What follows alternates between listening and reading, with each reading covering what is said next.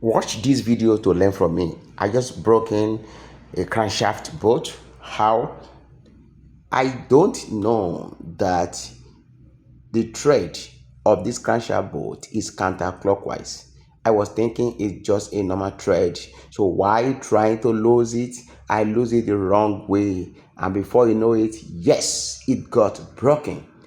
The problem is, how will I remove the broken bolt? Let me go and look for another bolt that will fix. But before then, I must remove the broken one. Please, this is Lister Peter engine. You need to learn from my mistake. I don't know that it is a counterclockwise bolt. Let's see how I can get it removed. I've tried to weld something on it so that I can to weld an iron on it, but it didn't work that way. So how should I want to use just chisel and hammer to see how it goes. Please, if you're not subscribed to my channel, don't forget subscribe, like and share. Someone else too can have similar problem, and see from this the person can know how to get this bolt out. Now, how get this bolt out with just a hammer and a chisel? Oh yeah, follow me and let's see how it goes. Do you see? Yes. Wow, it started moving.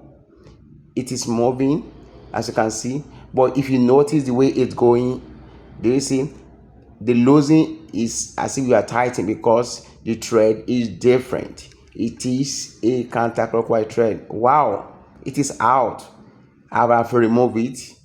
You can see it is not like that. You go backward as if you are losing. That is how you tie it. That was my mistake. So you need to learn from my mistake. So now let's fix another bolt.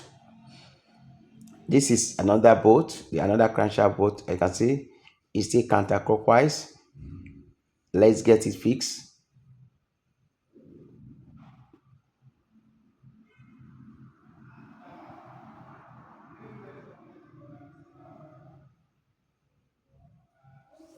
Now everything has been sorted out.